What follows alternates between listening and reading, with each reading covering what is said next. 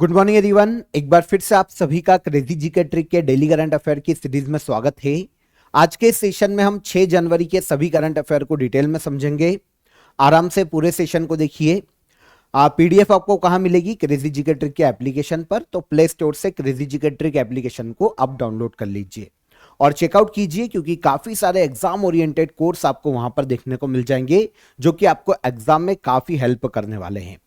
तो चेकआउट कीजिए। यहां पर हम शुरू करते हैं 6 जनवरी के करंट अफेयर को। सबसे पहला इंपॉर्टेंट करंट अफेयर देखिए। हाल ही में वैज्ञानिक डॉक्टर राजगोपाल चिदंबरम का निधन हो गया।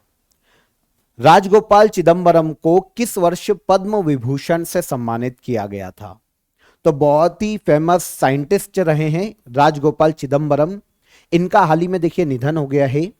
इन्हें वैज्ञानिक क्षेत्र में इनके योगदान के लिए 1999 में पद्म विभूषण से सम्मानित किया जा चुका है। कौन है? डॉक्टर राजगोपाल चिदंबरम। यहां पर आप इनकी इमेज देख सकते हैं। पूरी डिटेल जानेंगे। 88 वर्ष की आयु में, क्योंकि एज ज्यादा थी, तो एज संबंधित समस्या के कारण राजगोपाल चिदंबरम का हाल ही में निधन हो गया। भारत देश के एक बहुत ही फेमस सीनियर न्यूक्लियर साइंटिस्ट के रूप में इन्हें देखा जाता है। जो बार के ना भाभा एटॉमिक रिसर्च सेंटर, उसके डायरेक्टर के रूप में काम कर चुके हैं। इसके अलावा एटॉमिक एनर्जी कमीशन के अध्यक्ष रह चुके हैं और इंडियन गवर्नमेंट के प्रमुख वैज्ञानिक सलाहकार के रूप में भी इन्होंने काम किया है। 1975 से लेकर 1998 तक जो भी हमने न्यूक्लियर परीक्षण किए हैं, जो भी न्यूक्लियर के लिए काम किया है, उसमें बहुत ही महत्वपूर्ण भूमिका निभाई है राजगोपाल चिदंबरम ने। वैज्ञानिक क्षेत्र में इनके योगदान के कारण इन्हें 1975 में पद्मश्री दिया गया था और आगे चलकर 1999 में इन्हें दिया गया Padma Vibhushan. Doctor Rajagopala Chidambaram. Nuclear weapons program, जो हमने न्यूक्लियर परीक्षण किया है पोखरण में 2 बार, 1975 और 1998, उसमें भी इन्होंने बहुत ही महत्वपूर्ण भूमिका निभाई थी एक साइंटिस्ट के रूप में। आपको पता होना चाहिए, जो हमारा पहला परमाणु परीक्षण था वो 1975 में हमने किया था। उस वक्त भारत की पीएम के पद पर थी इंदिरा गांधी। ओके, और इसको हमने नाम दिया था स्माइलिंग बुद्धा। इसके बाद पोखरण 2 हमने सेकेंड परमाणु परीक्षण किया, न्यूक्लियर टेस्ट किया। ऑपरेशन शक्ति नाम दिया गया था 1998 में, और इस वक्त भारत के पीएम के पद पर कौन थे? अटल बिहारी वाजपेयी। ओके, क्वेश्चन हमारा राजगोपाल चिदंबरम से है। हाल ही में इनका निधन हो गया। पद्म विभूषण कब दिया गया था? क्वेश्चन हमारा यह है। तो 1999 में इन्हें पद्म विभूषण से सम्मानित किया जा चुका है। आगे आएंगे। हाल ही में जल्लीकट्टू उत्सव 2025 का आयोजन भारत के किस राज्य में किया जा रहा है? तो भारत के तमिलनाडु राज्य में एक वहां के पारंपरिक त्योहार जल्लीकट्टू उत्सव की शुरुआत हो चुकी है, तैयारियां की जा रही है। अब इसका आयोजन किया जाएगा। अभी तैयारी चल रही है, अब इसका आयोजन किया जाएगा। तमिलनाडु में फसल उत्सव के रूप में पोंगल पर आयोजन किया जाता है जल्लीकट्टू का। बहुत सुर्खियों में रहता है और आपने कभी ना कभी जल्लीकट्टू का नाम सुना होगा। क्या होता है कि भीड़ में जो बैल होते हैं ना, उनको छोड़ दिया जाता है। अब बैल भीड़ में ऑब्वियस सी बात है, वो पशु है, तो लोग भी घायल होते हैं काफी बार, और एक धार्मिक उत्सव के रूप में इसे सेलिब्रेट किया जाता है। तो हमेशा से चल रहा है, लोग घायल होते हैं, इसमें कोई शक नहीं है, लेकिन एक पारंपरिक उत्सव है और पारंपरिक उत्सव इसी प्रकार आयोजित किए जाते हैं। तो साल के पहले ही माह में भारत का एक प्रसिद्ध उत्सव जल्लीकट्टू भारत के तमिलनाडु राज्य में आयोजित किया जा रहा है। वर्ष का पहला उत्सव है तमिलनाडु राज्य में। पोंगल के त्योहार पर एक ट्रेडिशनल गेम के रूप में इसका आयोजन किया जाता है। बैलों को भीड़ में छोड़ा जाता है और फिर उनको नियंत्रित किया जाता है, पकड़ा जाता है। बस इसी में पूरा एंजॉयमेंट देखा जाता है। इस खेल को साहस के रूप में, ताकत के रूप में, एक तमिल संस्कृति के प्रतीक के रूप में देखा जाता है। क्योंकि जैसा कि मैंने आपको बताया कि भाई, जब पशु भीड़ में जाते हैं तो लोग भी घायल होते हैं और पशुओं को भी नुकसान होने की संभावना हो जाती है। तो काफी सारे जो पशु अधिकार संगठन है, काफी सारे ऑर्गेनाइजेशन है जो कि पशुओं के राइट्स के लिए काम करते हैं, उन्होंने काफी बार रोक लगाने की मांग की है, लेकिन तमिलनाडु सरकार ने तमिल रिलीजन परंपरा के आधार पर इसको संरक्षित घोषित किया है। 2017 में तमिलनाडु गवर्नमेंट ने इसके लिए कानून बनाया था, तमिलनाडु पशु संरक्षण कानून 2017, और इसके तहत इसे संरक्षित किया गया है जल्लीकट्टू को।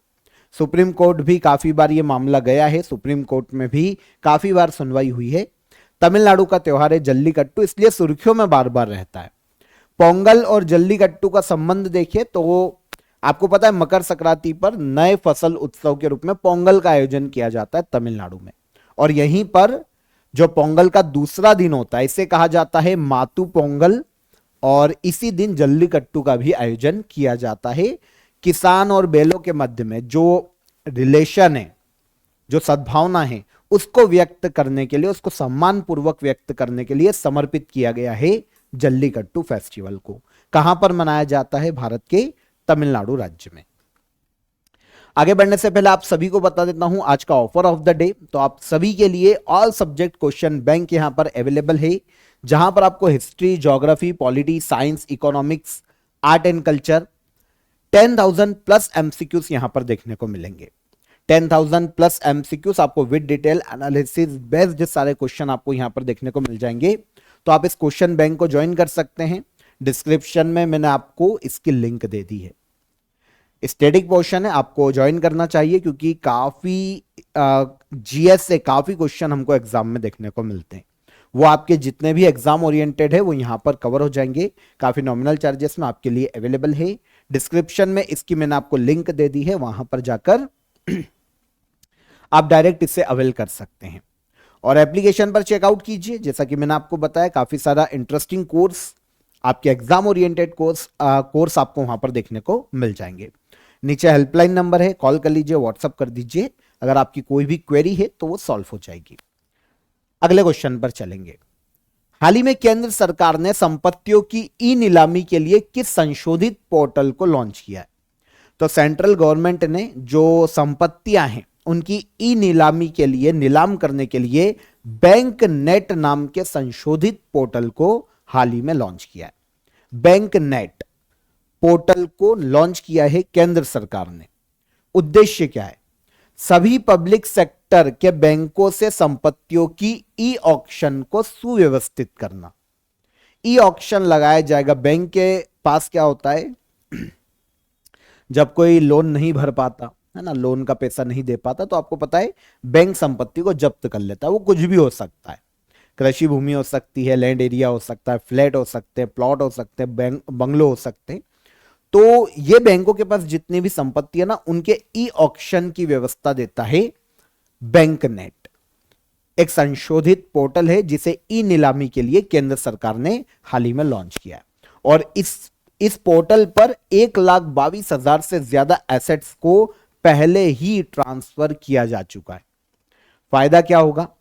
पब्लिक सेक्टर के जो बैंक है ना, उनकी जो लोन बुक है उसमें सुधार होगा, उनकी बैलेंस शीट में सुधार होगा। संपत्ति जो कुर्क है उसको बेचेंगे तब तो बैंक को उनकी वसूली होगी पैसे की, तो बैंक जो बैलेंस शीट है बैंक की उसमें सुधार होगा। आगे चलकर अलग अलग बिजनेस और व्यक्तियों को भी ऋण दिया जा सकेगा, लोन दिया जा सकेगा। बैंकों के पास आएगा तो फिर वो लोन देगी।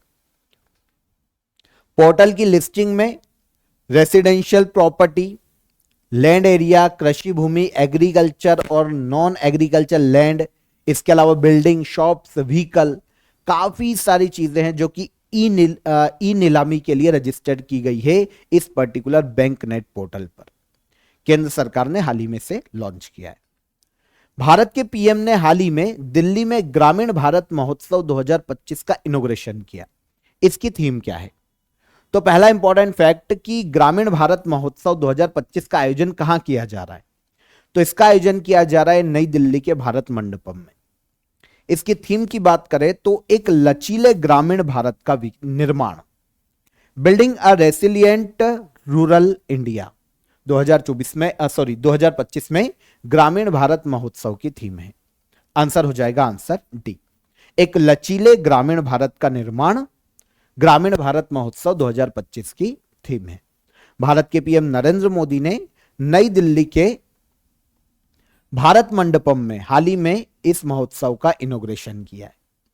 4 जनवरी को यह शुरू हुआ है और 9 जनवरी 2025 तक आयोजित किया जा रहा है। उद्देश्य क्या है? वर्कशॉप के माध्यम से, बातचीत के माध्यम से ग्रामीण क्षेत्रों का विकास कैसे किया जा सकता है, इस अवधारणा को समझना, आत्मनिर्भर भारत या आत्मनिर्भर इकोनॉमी जो कि कहीं ना कहीं ग्रामीण क्षेत्रों से ही होकर गुजरेगी, गांव का विकास अगर किया जाता है तो इंडिया का विकास किया जा पाएगा। तो आत्मनिर्भर अर्थव्यवस्था बनाना, न्यू आइडियाज को ग्रामीण क्षेत्रों में बढ़ावा देना, ग्रामीण क्षेत्रों का विकास करना, यह मुख्य उद्देश्य है ग्रामीण भारत महोत्सव को आयोजित किए जाने का। 2025 में आयोजित किया जा रहा है दिल्ली के भारत मंडपम में। एक लचीले ग्रामीण भारत का निर्माण इसकी थीम है 2025 में। ऑस्ट्रेलिया में आयोजित बॉर्डर गावस्कर ट्रॉफी 2024-25 में भारत की ओर से सबसे तेज अर्धशतक लगाने वाले बल्लेबाज कौन बने हैं? तो बॉर्डर गावस्कर ट्रॉफी आपको पता होना चाहिए कि यह इंडिया और ऑस्ट्रेलिया के मध्य में आयोजित की जाने वाली एक टेस्ट सीरीज है, अभी आयोजित की जा रही है। इसमें हाल ही में बॉर्डर गावस्कर ट्रॉफी का सबसे तेज हाफ सेंचुरी लगाई है भारत के प्लेयर ऋषभ पंत ने। 29 गेंदों में इन्होंने हाफ सेंचुरी कंप्लीट की है ऋषभ पंत। बॉर्डर गावस्कर ट्रॉफी के इतिहास में सबसे तेज अर्धशतक। और इसके अलावा एक और रिकॉर्ड इनके नाम आया है, ऑस्ट्रेलिया की धरती पर सबसे तेज टेस्ट अर्धशतक लगाने वाले फॉरेन बैट्समैन बने हैं ऋषभ पंत। 29 गेंदों में इन्होंने 50 मारी है। हालांकि उसके बाद 33 बॉल में 61 रन इन्होंने बनाए और फिर ये आउट हो गए थे। पर बॉर्डर गावस्कर ट्रॉफी का जो 5वां टेस्ट खेला जा रहा है ऑस्ट्रेलिया में, उसमें सबसे तेज अर्धशतक बनाया है 29 गेंदों में 50 रन। बॉर्डर गावस्कर ट्रॉफी का सबसे तेज शतक है ये ऋषभ पंत का टेस्ट में। ऋषभ पंत का टेस्ट क्रिकेट में भारत के लिए सबसे तेज 50 रन ऋषभ पंत के ही नाम पहले भी थे, जब उन्होंने 2022 में श्रीलंका के खिलाफ 28 गेंद में अर्धशतक लगाया था और अब ऑस्ट्रेलिया के खिलाफ लगाया है। बॉर्डर गावस्कर ट्रॉफी की बात करें तो इंडिया और ऑस्ट्रेलिया के मध्य में यह टेस्ट सीरीज खेली जाती है। ट्रॉफी 5 टेस्ट मैचों की सीरीज के रूप में खेली जाती है। इंडिया के एक प्लेयर हैं सुनील गावस्कर और ऑस्ट्रेलिया के प्लेयर हैं एलन बॉर्डर। इनके नाम पर इस ट्रॉफी का नाम देखने को मिलता है बॉर्डर गावस्कर ट्रॉफी। 2024-25 में आयोजित की जा रही है, जिसमें सबसे तेज अर्धशतक बॉर्डर गावस्कर ट्रॉफी का ऋषभ पंत ने लगाया है। बॉर्डर गावस्कर ट्रॉफी की बात करें तो शुरुआत 1996-97 में की गई थी। पहला होस्ट इंडिया ने किया था और जीता भी इंडिया ही था। लास्ट बार जो बॉर्डर गावस्कर ट्रॉफी खेली गई 2022-23 इंडिया में आयोजित की गई थी और इसे लास्ट बार भी इंडिया ने ही जीता था और अब इसका आयोजन किया जा रहा है ऑस्ट्रेलिया में। ऑल ओवर 15 सीरीज में 5 बार ऑस्ट्रेलिया ने बॉर्डर गावस्कर ट्रॉफी जीती है। इंडिया ने 10 बार जीती है और एक बार यह ड्रॉ रही है ना बॉर्डर गावस्कर ट्रॉफी। किसे वर्ष 2025 में directorate general of civil aviation के प्रमुख के रूप में नियुक्त किया गया है? तो directorate general of civil aviation के प्रमुख के रूप में, हेड के रूप में अपॉइंट किया गया है फैज अहमद किदवई को। Answer C, Faiz Ahmed Kidwai. यहां पर इनकी आप इमेज देख लीजिए। फैज अहमद किदवई को directorate general of civil aviation DGCA का हेड हाल ही में अपॉइंट किया गया है। अगर फैज अहमद की बात करते हैं तो MP कैडर के 1996 बैच के IAS अधिकारी हैं। इसके पहले अभी तक department of agriculture and farmer welfare में अतिरिक्त सचिव के रूप में यह काम कर रहे थे और अब इन्हें directorate general of civil aviation का हेड अपॉइंट किया गया है। देखिए, यहां पर अगर हम एविएशन बॉडी की बात करें, विमानन निकाय की बात करें कि ये क्या होता है, तो एविएशन बॉडी वह ऑर्गेनाइजेशन होते हैं जो कि एयर ट्रैफिक को कंट्रोल करते हैं या फिर एविएशन से जुड़े सभी कामों की देखरेख करते हैं। उसी में से एक बॉडी होती है DGCA। वैसे काफी सारी अलग अलग संस्थाएं हैं, जैसे BCAS काम करता है, एयरपोर्ट अथॉरिटी ऑफ इंडिया काम करता है। उसी तरीके से directorate general of civil aviation भी काम करता है। इंडियन गवर्नमेंट के अंतर्गत एक वैधानिक निकाय है। नागरिक विमानन से जुड़े सभी मामलों को नियंत्रित करने का इंडिया में काम होता है directorate general of civil aviation का। भारत में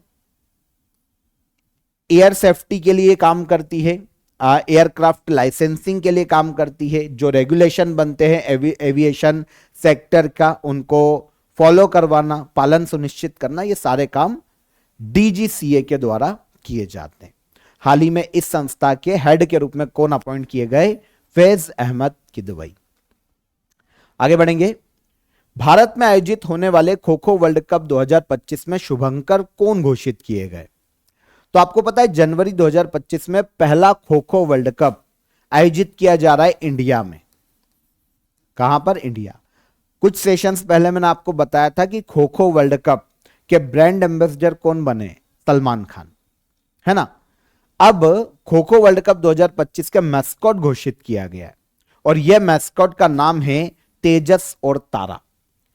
हिरण के प्रतीक के रूप में देखने को मिलते हैं तेजस और तारा। खो खो वर्ल्ड कप 2025 के मैस्कॉट घोषित किए गए हैं तेजस और यह है तारा।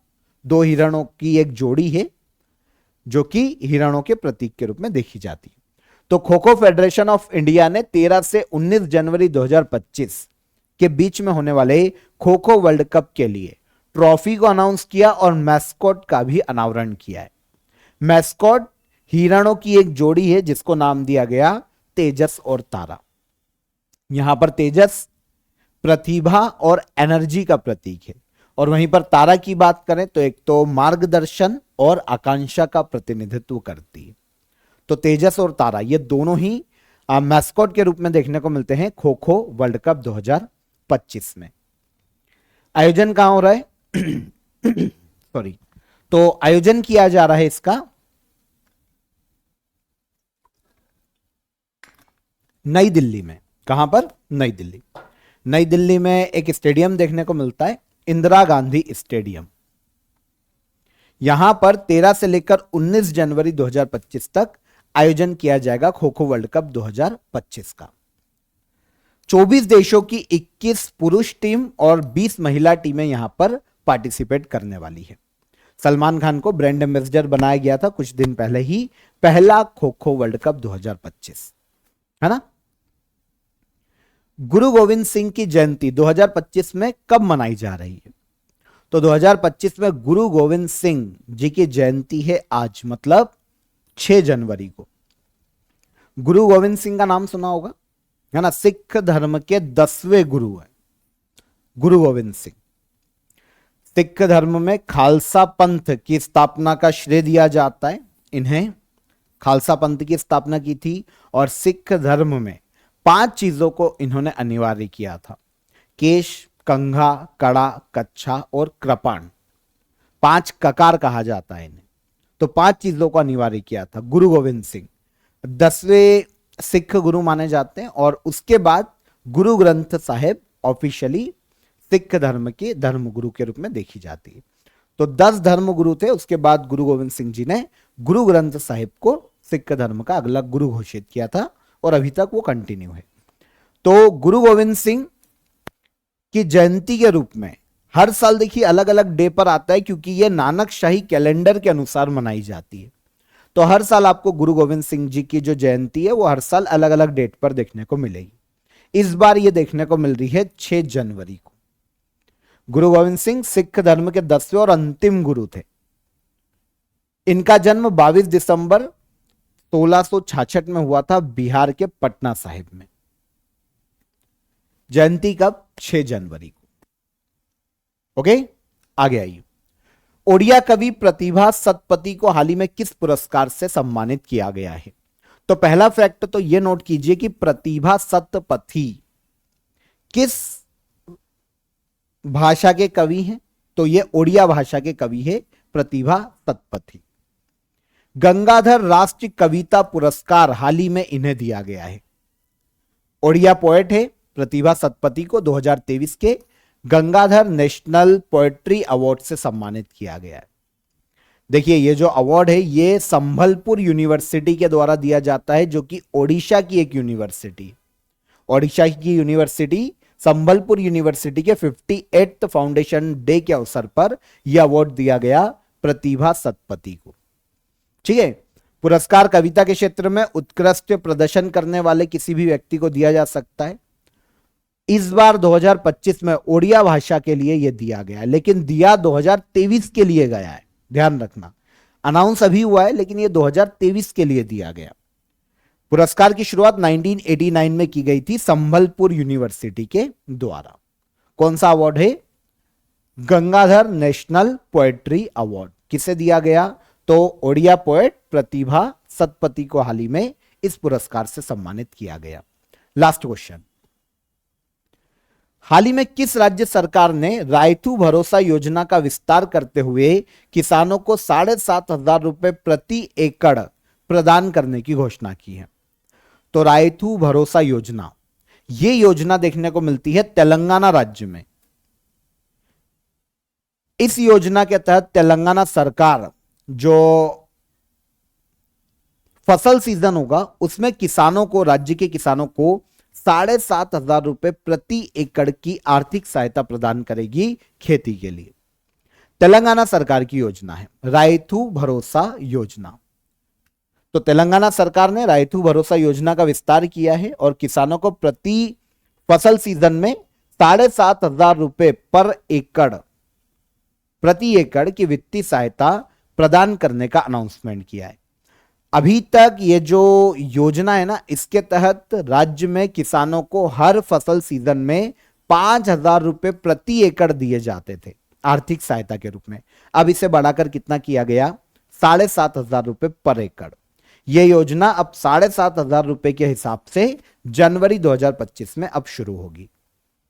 ठीक है, तो फसल सीजन में किसानों को 7,500 रुपए प्रति एकड़ प्रदान किए जाएंगे तेलंगाना राज्य में रायतू भरोसा योजना के तहत, और यह जो पैसा है सीधे किसानों के खातों में ट्रांसफर किया जाएगा। इस योजना की तेलंगाना में शुरुआत की गई थी 2018 में, तब इसे रायतू बंधु के नाम से जाना जाता था और पहले 5,000 रुपए प्रति एकड़ की सहायता दी जाती थी। अब 5 से 7 जनवरी के बीच में जो किसानों के आवेदन एकत्रित किए जाएंगे, अब उन किसानों को 7,500 रुपए पर एकड़ के हिसाब से वित्तीय सहायता दी जाएगी रायतू भरोसा योजना के तहत। किस राज्य सरकार की योजना है? तो यह तेलंगाना सरकार की योजना है।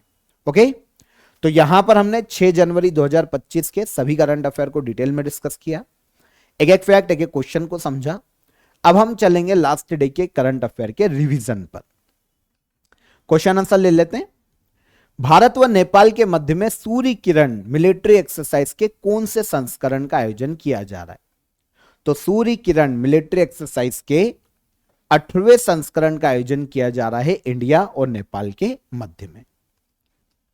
भारत के किस राज्य में देश की पहली तटीय जलचर पक्षी जनगणना शुरू की गई है?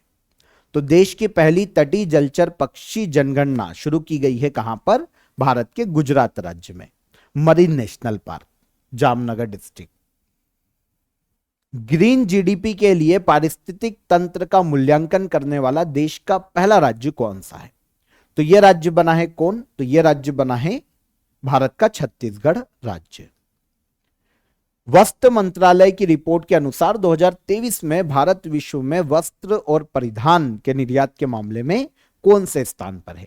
तो इंडिया है 6th प्लेस पर। भारत के पीएम नरेंद्र मोदी ने 3 जनवरी को रानी वेलु नचियार की जयंती पर उन्हें श्रद्धांजलि दी है। रानी वेलु नचियार भारत के किस वर्तमान राज्य की रानी है? तो यह रानी है वर्तमान में तमिलनाडु क्षेत्र के एक साम्राज्य की। 31वें राष्ट्रीय बाल विज्ञान कांग्रेस का आयोजन कहां किया जा रहा है? तो 31वें राष्ट्रीय बाल विज्ञान कांग्रेस का आयोजन किया जा रहा है एमपी की राजधानी भोपाल में। कौतिक इंटरनेशनल फिल्म फेस्टिवल के 8th संस्करण का आयोजन कहां किया जा रहा है? तो कौतिक इंटरनेशनल फिल्म फेस्टिवल के 8वें संस्करण का आयोजन किया जा रहा है कहां पर? तो यह आयोजन किया जा रहा है उत्तराखंड के नैनीताल में। भारतीय वायुसेना की पश्चिमी कमान का कार्यभार किसने संभाला? जितेंद्र मिश्रा हेड अपॉइंट किए गए हैं भारतीय वायुसेना की पश्चिमी कमान के। भोपाल गैस त्रासदी के 40 साल बाद यूनियन कार्बाइड के जहरीले कचरे का निपटान किया जा रहा है। भोपाल गैस कांड किस वर्ष हुआ था? तो यह हुआ था 2-3 दिसंबर 1984। लास्ट क्वेश्चन क्या था? 4 जनवरी को किस दिन के रूप में मनाया जाता है? तो 4 जनवरी को हर साल मनाया जाता है विश्व ब्रेल दिवस के रूप में। तो ये सारे क्वेश्चन कल के सेशन में हमने समझे थे, डिटेल में हमने डिस्कस किया था, क्वेश्चन आंसर फॉर्म में हमने इसको एक बार रिवाइज कर लिया। अब हम चलेंगे लास्ट डे के क्वेश्चन ऑफ द डे पर। सतपुड़ा पर्वतमाला की सबसे ऊंची चोटी कौन सी है? तो सतपुड़ा पर्वतमाला की सबसे ऊंची चोटी मध्य प्रदेश के नर्मदापुरम जिले में देखने को मिलती है, धूपगढ़, 1350 मीटर है। डीआरडीओ की स्थापना किस वर्ष की गई थी? तो डीआरडीओ की स्थापना की गई थी 1958 में। और पेगांग लेक हमको देखने को मिलती है भारत के लद्दाख यूनियन टेरिटरी में। तीनों क्वेश्चन के आंसर मिल गए। अब आज के question of the day. Sambar झील भारत के किस राज्य में स्थित है? पहला क्वेश्चन। डीआरडीओ के वर्तमान में अध्यक्ष कौन है? Second question. और पहले पोखरण परमाणु परीक्षण को क्या नाम दिया गया था? जो ऑपरेशन था उसको क्या नाम दिया गया था? तीनों क्वेश्चन इंपॉर्टेंट है, एक का आंसर तो इसी सेशन से मिल जाएगा। कमेंट में आंसर कीजिएगा। सेशन कैसा लगा ये भी बताइए। पसंद आया हो तो लाइक और शेयर कर देना। चैनल पर पहली बार आए हैं तो सब्सक्राइब कर लो। चेकआउट कीजिए एप्लीकेशन को, काफी सारे इंटरेस्टिंग कोर्स आपके एग्जाम ओरिएंटेड आपको वहां पर देखने को मिल जाएंगे, काफी नॉमिनल चार्जेस में। कल के सेशन में फिर मुलाकात करेंगे, तब तक अपना ख्याल रखिएगा। जय हिंद, जय भारत।